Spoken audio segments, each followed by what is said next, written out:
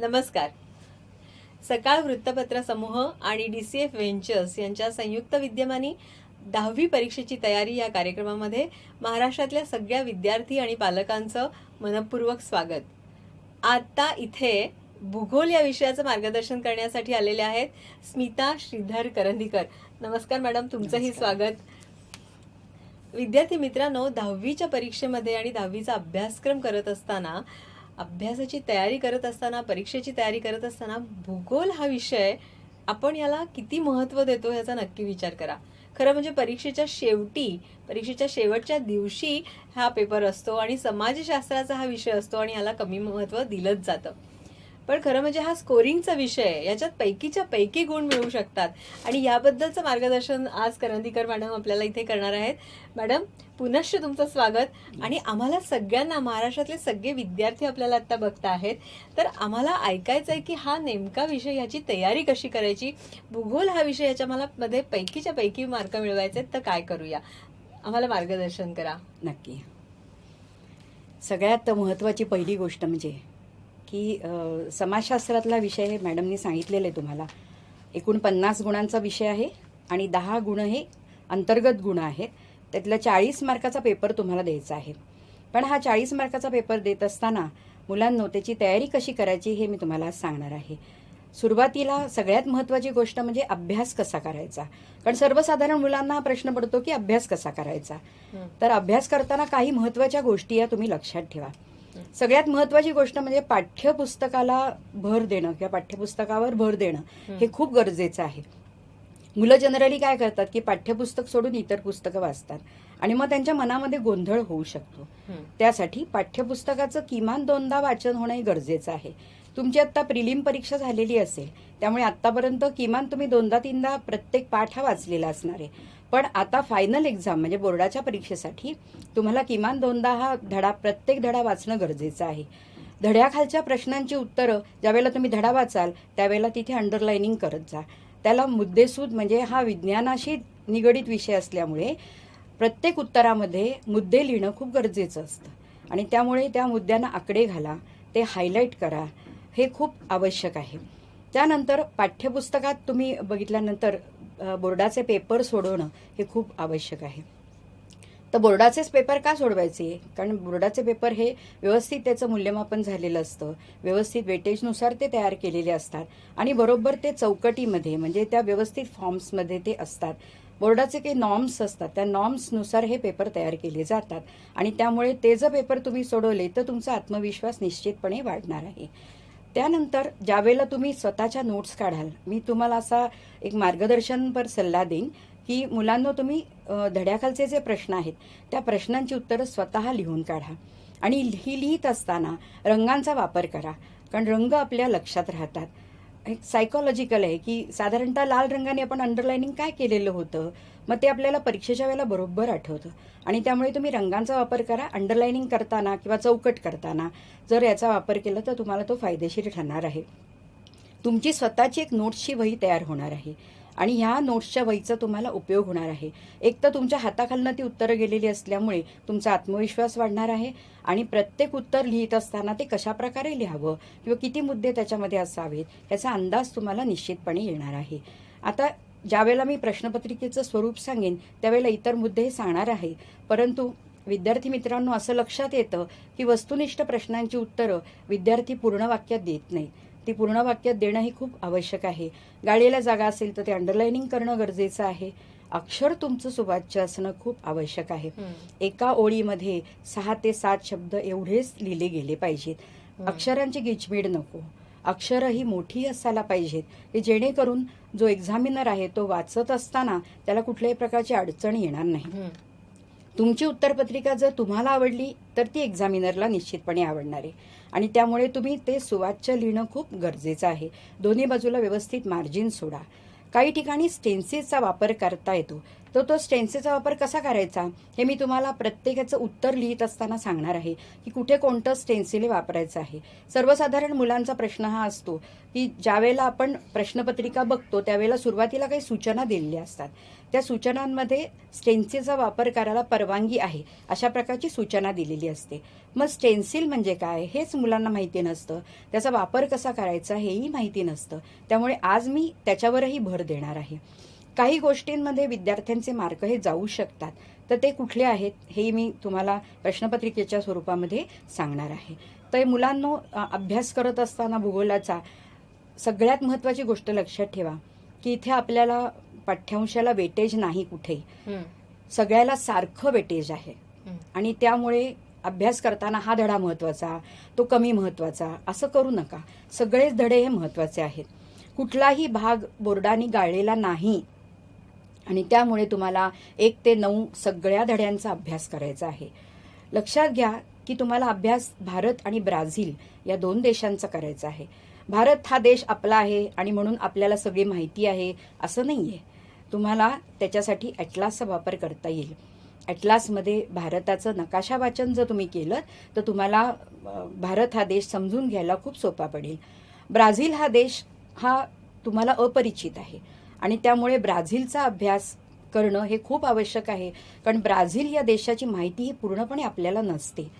तुम्ही तुलनात्मक जर अभ्यास केला की भारताचा आणि ब्राझीलचा तुलनात्मक अभ्यास केला, उदाहरणार्थ ब्राझीलचा इतिहास, भारताचा इतिहास, ब्राझीलमधली पिकं, भारतातली पिकं, वनस्पती, खनिज, त्याच्यानंतर त्यांची संस्कृती, वेगवेगळ्या प्रकारचे व्यवसाय, व्यापार, हे सगळं तुम्ही जर तुलनात्मक त्याचा अभ्यास केला तर हे धडे लक्षात ठेवायला खूप सोपे जाणार आहेत.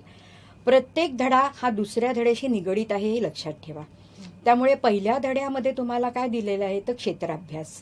मग क्षेत्राभ्यास त्याच्यानंतरचा जो धडा आहे तो म्हणजे ब्राझीलचा परिचय आहे. तुम्हाला या परिचयामध्ये ब्राझीलचा इतिहास सांगितला आहे, भारताचा इतिहास सांगितलेला आहे. तिसऱ्या धड्यामध्ये दोघांचीही प्राकृतिक रचना दिलेली आहे, त्याच्याबरोबर नद्यांचाही उल्लेख केलेला आहे. चौथ्या धड्यामध्ये हवामानाचा उल्लेख केलेला आहे. 5वा धडा हा नैसर्गिक साधन संपत्तीचा आहे. त्यामुळे प्रत्येक धडा हा एकमेकांशी निगडीत आहे हे लक्षात ठेवा. त्यामुळे ज्यावेळेला तुम्ही उत्तर लिहाल त्यावेळेला उत्तर हे फक्त त्याच धड्यात असेल असं नाही, ते उत्तर हे इतरत्र सुद्धा असू शकतं. आणि म्हणून मी तुम्हाला म्हणलं की प्रत्येक प्रश्नाचं जर उत्तर तुम्ही स्वतः लिहिलं तर परीक्षेच्या वेळेला तुम्ही गोंधळून जाणार नाही या प्रश्नाचं उत्तर नक्की काय असेल. आणि ज्यावेळेला तुम्ही उत्तर लिहाल त्यावेळेला कंसामध्ये आपण कोणतं स्टेन्सिल वापरणार आहोत याचाही उल्लेख तुम्ही निश्चितपणे करा. वा, खूप छान मॅडम. म्हणजे भूगोलाचा अभ्यास आपण कसा करायचा हे तुम्ही खूप छान सांगितलं. मुलांनो, पाठ्यपुस्तक हेच तुमचं सर्वंकष अभ्यासाचं एक खूप मोठं सूत्र आहे असं मॅडमने आता सांगितलं. त्यामुळे याच्यावरती भर द्या आणि तुलनात्मक पद्धतीने अभ्यास करताना तुम्हाला अख्खं पाठ्यपुस्तक छान अभ्यासलं जाईल. ही टीप मॅडमच्या बोलण्यातली खूप महत्वाची आहे. मॅडम, तुमच्या बोलण्यामध्ये अजून एक मुद्दा असा आला की कुठलाही अभ्यासक्रम वगळलेला नाही, कारण इतर विषयांमध्ये आता असं झालेलं आहे की काही अभ्यासक्रम वगळलाय.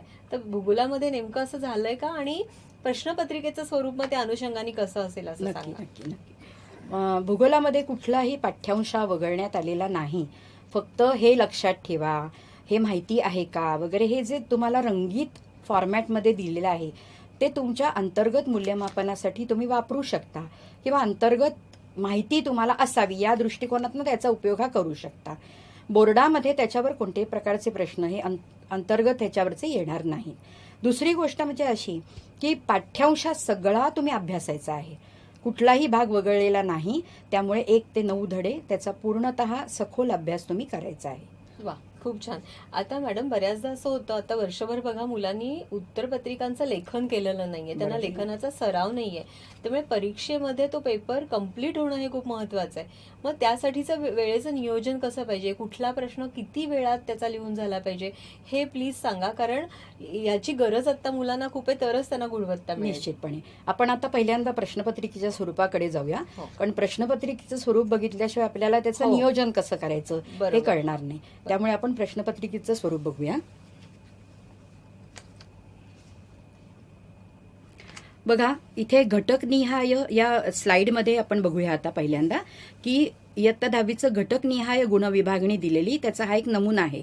आणि 1 ते 9 या धड्यांमध्ये जर तुम्ही गुण बघितले त्याच्यावरचे, तर क्षेत्रभेटीला 4, स्थान विस्तारला 4, प्राकृतिक रचना जलप्रणालीला 4, हवामानाला 4, नैसर्गिक वनस्पती प्राणी 5, लोकसंख्या 5, मानवी वस्ती 5, अर्थव्यवस्था आणि व्यवसाय 4 आणि पर्यटन, वाहतूक आणि संदेशवहन 5.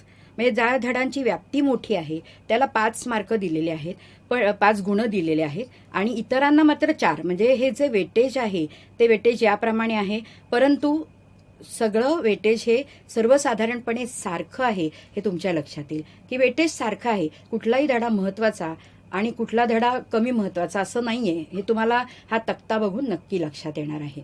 नंतर आपण जाऊया. बघा, प्रश्न प्रकार हे साधारणतः कशा प्रकारे येणार आहेत ही दुसरी स्लाईड आपण बघतो आहोत. तर पहिल्या प्रश्नामध्ये अचूक पर्याय निवडा, 2 गटांचा विचार करून योग्य पर्याय काढा, अचूक सहसंबंध ओळखा व साखळी बनवा, अचूक पर्याय समोरील चौकटीत टिकमार्क म्हणजे बरोबरची खूण करा, वाक्यातील सहसंबंध योग्य पर्यायाने प्रस्थापित करा. प्रश्न दुसरा आणि त्याला गुण आहेत 4, म्हणजे 4 गुणांचा प्रश्न हा त्याच्यासाठी येऊ शकेल. त्यानंतर प्रश्न दुसरा जो आहे तो आहे योग्य जोड्या जुळवा, चुकीची जोडी ओळखा, साखळी पूर्ण करा, विधानांचा योग्य क्रम लावा, वेगळा घटक ओळखा. यासाठी देखील 4 गुण आहेत. म्हणजे हे वस्तुनिष्ठ प्रश्न हे कंपल्सरी आहेत, हे तुम्हाला पूर्णतः सोडवावे लागतात. याच्यातला कुठलाही प्रश्न प्रकार हा येऊ शकतो. प्रश्न तिसरा जो आहे तो आहे एका वाक्यात उत्तरे लिहा. यामध्ये 5 प्रश्न द्यायचे आहेत आणि त्यापैकी कोणतेही 4 तुम्ही सोडवायचे आहेत. 4 गुण आहेत. विधानावरून प्रकार ओळखा, 5 पैकी 4. नावे द्या, कोणतेही 4. फरक स्पष्ट करा, 3 पैकी 2. चूक की बरोबर सांगा व चुकीची विधाने दुरुस्त करा, 5 पैकी 4. वर्गीकरण करा, 5 पैकी 4. म्हणजे ह्यालाही 4 गुण आहेत. आणि प्रश्न क्रमांक 1, 2, 3 हे वस्तुनिष्ठ प्रश्न आहेत, त्यामुळे हे 3ही प्रश्न लिहिणं हे अनिवार्य आहे. नंतर आपण जाऊया. प्रश्न चौथा अ, त्याच्यामध्ये नकाशात माहिती भरा व सूची तयार करा, 6 पैकी 4.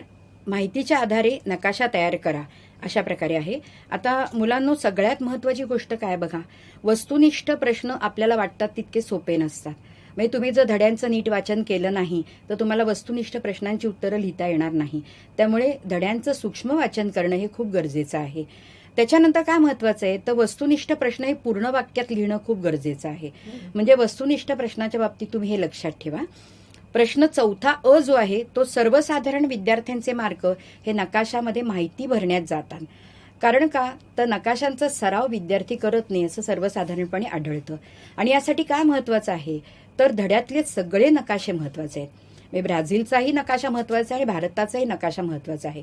या नकाशांचं जर तुम्ही वाचन केलं वारंवार, हे नकाशेचा अभ्यासले, त्यांचं निरीक्षण केलं नीटपणे, तर तुम्हाला निश्चितपणे इतरही प्रश्नांची उत्तरं येणार आहेत आणि नकाशाही भरता येणार आहे.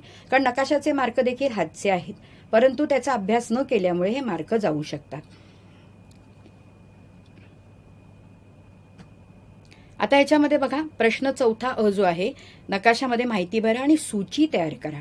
तर सूची सुद्धा अत्यंत महत्वाची. विद्यार्थी काय करतात, नकाशामध्ये फक्त माहिती भरतात आणि सूची तयार करत नाही. मग तुम्हाला तिथे फक्त अर्धा गुण मिळतो. म्हणजे नकाशात जर तुम्ही दाखवलं आणि सूची दाखवली नाही तर अर्धा गुण, फक्त सूची दाखवली आणि नकाशात काही दाखवलं नाही तरी देखील अर्धा गुण हा मिळू शकतो. आणि त्यामुळे तुम्ही सूची दाखवणं हे त्या नकाशाबरोबर अत्यंत महत्वाचं आहे. नुसती सूची दाखवून चालणार आहे का, नकाशामध्ये तो घटक दाखवणं खूप गरजेचं आहे. त्यामुळे नकाशा, माहिती आणि सूची याच्यामध्ये तुम्ही सांकेतिक चिन्हांचा वापर करू शकता. तुम्हाला माहिती आहे, तुम्ही 9वी मध्ये सगळं शिकलेलं आहात की शिखराला सांकेतिक चिन्ह कोणतं असतं, किंवा एखादी नदी दाखवायची आहे, रेल्वे मार्ग दाखवायचा आहे, त्याला सांकेतिक चिन्ह आहेत भूगोलामध्ये आणि त्याचा वापर हा तुम्ही आवर्जून करा. नकाशा अचूक असणं हे खूप गरजेचं आहे आणि त्यामुळे नकाशांचा सराव करताना आता कोविडच्या काळात तुम्हाला एकत्र येता येणार नाही, परंतु स्वतः अभ्यास करत असताना त्याचा सराव करा. जेवढा तुम्ही सराव कराल तेवढे गुण हे तुम्हाला पैकीच्या पैकी मिळू शकतात. नकाशा भरण्याप्रमाणेच नकाशा वाचन सुद्धा महत्वाचं आहे. नकाशा वाचनासाठी तुम्हाला दिशांचं ज्ञान असणं आवश्यक आहे. ह्याच्यामध्ये आपल्याला उत्तर, दक्षिण, पूर्व, पश्चिम या दिशा माहिती असतात, पण आग्नेय, नैऋत्य, वायव्य, ईशान्य या दिशा माहिती असतातच असं नाही. त्यामुळे तुम्हाला जर विचारलं की ब्राझीलच्या ईशान्येला कोणतं राज्य आहे किंवा ब्राझीलच्या दक्षिणेला कोणतं राज्य आहे, ब्राझीलच्या वायव्येला कोणतं राज्य आहे, तर तुम्हाला दिशा जर माहिती नसेल तर तुम्हाला त्याचं उत्तर हे सांगता येणार नाही. आणि त्यामुळे दिशा माहिती करून घेणं हे खूप आवश्यक आहे. नकाशा वाचनाचे मार्क हे खूप हातचे आहेत. त्याला 4 गुण आहेत आणि ते 4पैकी 4 गुण तुम्हाला मिळू शकतात. त्यानंतर प्रश्न क्रमांक 5 भौगोलिक कारणे लिहा. यामध्ये 4पैकी 2 भौगोलिक कारणं लिहायची आहेत आणि ह्याला एकूण गुण आहेत 6. म्हणजे एका भौगोलिक कारणाला तुम्हाला 3 गुण आहेत. साहजिकच जेवढं तुमचं उत्तर किती लिहायचं, तर 3 गुणांचं असेल तर 3 मुद्दे आवश्यक आहेत किंवा 3 पेक्षा डबल म्हणजे 3 किंवा 6. हे असं मी तुम्हाला का सांगितलं, तर ज्यावेळेला उत्तरं तपासली जातात त्यावेळेला मार्किंग सिस्टीम जी असते ती या पद्धतीची असते की 3 मुद्दे जर तुम्ही लिहिलेत तर तुम्हाला एक्झामिनर पूर्णतः मार्क हे मिळू शकतात. त्याच्यामध्ये त्या एक्झामिनरला तपासणं खूप सोपं जातं आणि त्यामुळे जेवढे गुण आहेत तेवढेच मुद्दे तुम्ही त्या ठिकाणी लिहा किंवा त्याच्या दुप्पट मुद्दे असणं आवश्यक आहे. म्हणजे 2 मार्कांचं जर उत्तर असेल तर ते 2 मुद्दे किमान किंवा 4 मुद्दे, 3 मार्कांचं असेल तर 3 मुद्दे किमान 6 मुद्दे, 3 किंवा 6 आणि 4 मार्काचा असेल तर 4 किमान मुद्दे किंवा 8 मुद्दे. अशा पद्धतीने जर तुम्ही लिहिलं आणि व्यवस्थित एकाखालोखाल एक मुद्दे लिहिलेत तर त्याचे मार्क हे तुम्हाला मिळून जातात. भौगोलिक कारणांनंतर ते आहे प्रश्न क्रमांक 6 आकृती काढा 2 पैकी 1 आणि दिलेल्या आकृती नावे भरा आणि भूरूपे ओळखा. त्याच्यात सर्वसाधारण प्रश्न काय विचारला जातो की आलेख काढायला येतो. मग तो रेषालेख असेल किंवा स्तंभालेख असेल. हा आलेख काढताना 3 मार्काला आलेख असतो आणि त्याच्या खाली 3 प्रश्न असतात. त्याच्यानंतर तुम्हाला आ मध्ये म्हणजे प्रश्न क्रमांक 6 मध्ये आलेखाचं वाचन करून 6 प्रश्नांची उत्तरं लिहायची आहेत आणि हे दोन्ही ऑर आहे म्हणजे किंवा आहे. प्रश्न 6 किंवा प्रश्न 6 दोन्हीपैकी एक तुम्ही लिहायचं आहे. तर मी तुम्हाला मार्गदर्शनपर सांगते की दोन्हीही प्रश्न जर वेळ असेल तुमच्याकडे तर निश्चितपणे ते लिहा. आणि ह्याच्यामध्ये 6 गुण हे त्याला दिलेले आहेत. प्रश्न क्रमांक 7 जो आहे तो आहे सविस्तर उत्तरांचा. सविस्तर उत्तरं लिहित असताना तुम्ही सर्वसाधारणपणे स्टेन्सिलचा वापर जर केला तर स्टेन्सिल सकट ते उत्तर हे साधारणतः 1.25 पान व्हायला पाहिजे. ते सविस्तर आहे हे लक्षात घ्या आणि त्याच्यामुळे ते विस्तृतपणे लिहिणं हे गरजेचं आहे.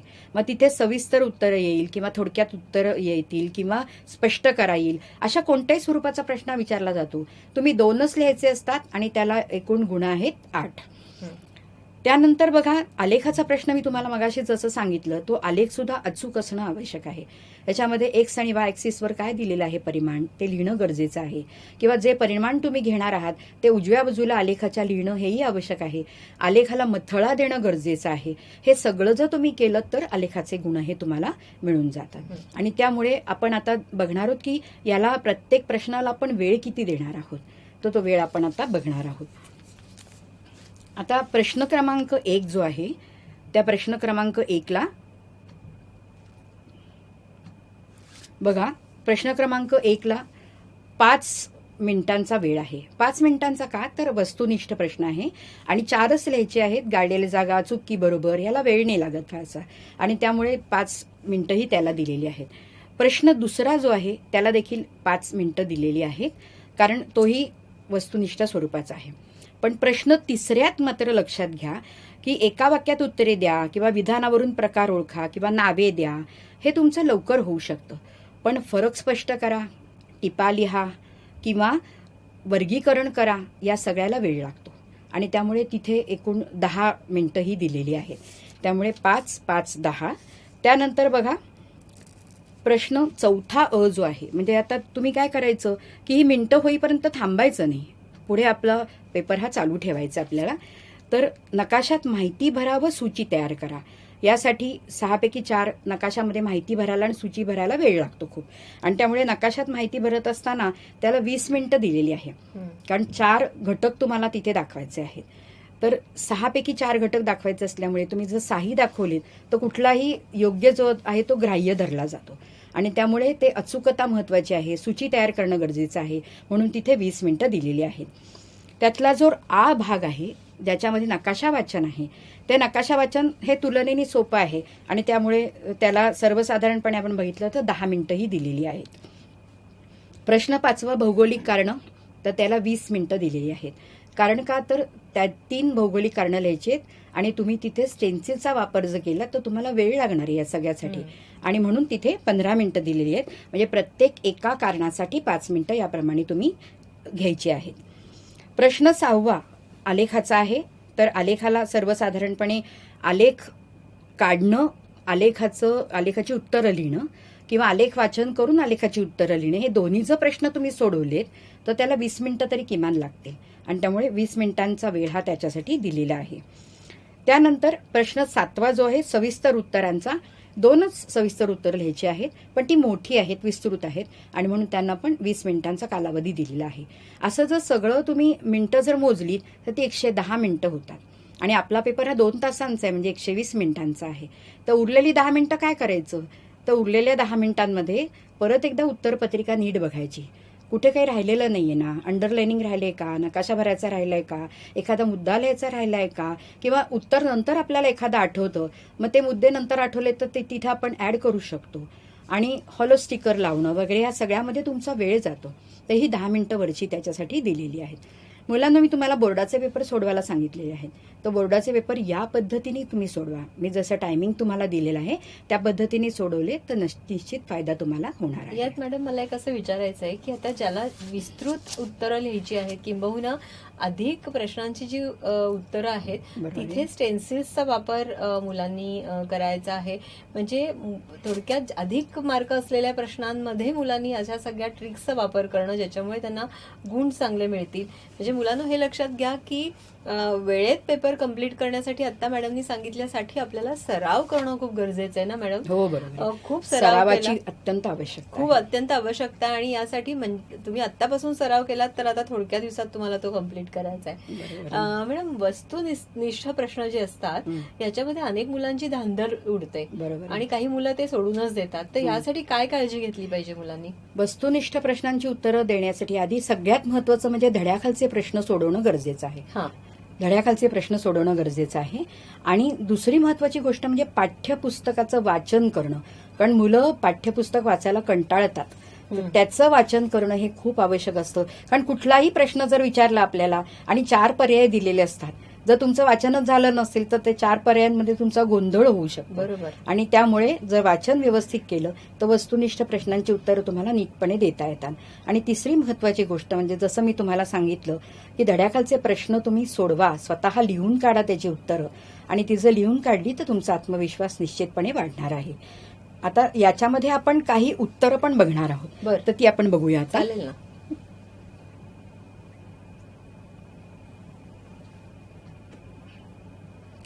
काही सूचना बोर्डाने दिलेल्या आहेत. त्या सूचना कोणत्या आहेत त्या आपण बघूया. सर्व प्रश्न कृती सोडवणं आवश्यक आहे. उजवीकडील अंक पूर्ण गुण दर्शवतात. प्रश्न क्रमांक 4 साठी पुरवण्यात आलेल्या ब्राझीलच्या नकाशा आराखड्याचा वापर करून तो मुख्य उत्तरपत्रिकेस जोडायचा आहे. 4 प्रश्न क्रमांक 4 साठी पुरवण्यात आलेल्या आलेख कागदाचा वापर करून तो मुख्य उत्तरपत्रिकेस जोडावा. 5 नकाशा काढण्यासाठी स्टेन्सिलचा वापर करण्यास परवानगी आहे. आता हे जे स्टेन्सिल मी तुम्हाला सांगितलं ते बाजारामध्ये तयार मिळतं. फक्त आतला भाग हा काढायचा असतो. म्हणजे ब्राझीलची आउटलाईन किंवा भारताची आउटलाईन ही कार्डबोर्ड शीटवर काढून त्याचा आतला भाग हा काढला जातो आणि म्हणून आतमध्ये आपल्याला काय ते कळत नाही. म्हणजे राज्य कशी आहेत, त्याची बाउंड्रीज कोणत्या आहेत हे काही कळत नाही आपल्याला आणि त्यामुळे त्याचा सराव करणं हे खूप आवश्यक आहे. प्रश्नांची उत्तरं देताना आवश्यक तेथे आकृत्या, आलेख काढावेत. म्हणजे स्टेन्सिलचा वापर करावा तिथे. प्रश्नांची उत्तरं निळ्या किंवा काळ्या शाईच्या पेनाने लिहावीत. शिस पेन्सिल वापरण्यास हरकत नाही. रंगीत पेन्सिलींचा उपयोग हा आकृत्या आराखडे, नकाशा कार्य इत्यादीसाठी करावा. म्हणजे यापूर्वी रंगीत पेन्सिली किंवा रंगीत पेन वापरायला परवानगी नव्हती, पण या वर्षीपासून बोर्डाने त्याला परवानगी दिलेली आहे आणि त्यामुळे तुम्ही रंगीत पेनांचा, पेन्सिलींचा वापर करू शकता. शक्यतो पेन्सिली वापरा की जेणेकरून मागच्या बाजूला काही उमटणार नाही त्याच्यामध्ये. पेन्सिलीने लिहिलेली उत्तरं ग्राह्य धरली जात नाहीत. त्यामुळे पेन्सिलीने उत्तरं लिहायची नाहीत. तुम्ही पेन्सिलीने लिहिलं असेल तर ते इंक आउट करा वेळच्या वेळी लगेचच तुम्ही. त्याच्यानंतर महत्वाची गोष्ट, विद्यार्थी काय करतात, एखादा वस्तुनिष्ठ प्रश्न असेल, समजा गाळलेली जागा असेल आणि त्याचे 4 पर्याय असतील तर ते 4ही पर्याय लिहून त्या गाळलेल्या जागा परत लिहितात. म्हणजे 1, 2, 3, 4 4ही पर्याय त्याच्यामध्ये लिहितात. असं जर तुम्ही केलं तर जे पहिलं उत्तर तुम्ही लिहिलेलं आहे तेवढंच ग्राह्य धरलं जातं. अच्छा. त्यामुळे ही गोष्ट माहिती नसते विद्यार्थ्यांना. म्हणून मी सांगते तुम्हाला की वस्तुनिष्ठ प्रश्नांची उत्तरं लिहित असताना जे पर्याय दिलेले आहेत एकच पर्याय त्याच्यामध्ये लिहायचा आहे आणि एकदाच ते लिहायचं आहे आणि पूर्ण वाक्यात लिहायचं आहे. हे सगळे जे आहेत हे सगळे बोर्डाने अधिकृतरित्या प्रसिद्ध केलेले नियम आहेत, नियम त्यामुळे हे आहेत. फॉलो करणं खूप गरजेचं आहे. आहे. आता ह्याच्यामध्ये आपण बघूया प्रश्न पहिला जो दिलेला आहे, दिलेल्या पर्यायांपैकी योग्य तो पर्याय निवडून विधाने पूर्ण करा व उत्तर पत्रिकेत लिहा. आता ब्राझीलचा सर्वाधिक भूभाग, खाली बघा उत्तर पूर्ण वाक्यात दिलेलं आहे. ब्राझीलचा सर्वाधिक भूभाग डॅश उच्चभूमीचा आहे. उच्चभूमी खाली अंडरलाईन केलेलं आहे. मुलं अंडरलाईन करायचं विसरतात. अंडरलाईन करा किंवा त्याला चौकट करा, काही चालू शकतं, पण ते उत्तर हे पूर्ण वाक्यात लिहिणं आवश्यक आहे. प्रश्न दुसरा जो आहे याच्यामध्ये मी एकच प्रश्न आणि एकच उत्तर घेतलेलं आहे. वेगळा घटक ओळखा.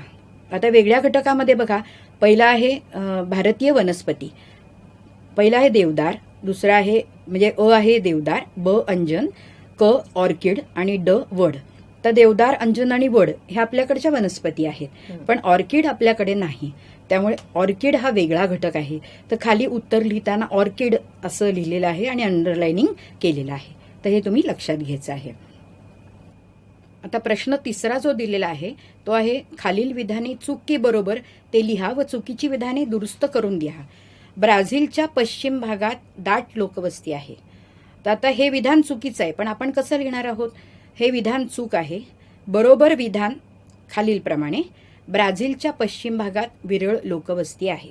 अशा प्रकारे त्याचं उत्तर हे लिहायचं आहे. पूर्ण विधान लिहायचं. पूर्ण विधान हे लिहायचं आहे. प्रश्न क्रमांक 4 तुम्हाला दिलेल्या पुरवलेल्या ब्राझीलच्या नकाशा आराखड्यात पुढील घटक दाखवा, तसेच त्यांची नावे द्या व चिन्हांची सूची द्या. मग इथे ब्राझीलच्या ऐवजी भारत देखील येऊ शकतो. आता ब्राझीलच्या नकाशात काय काय दाखवलेले बघा.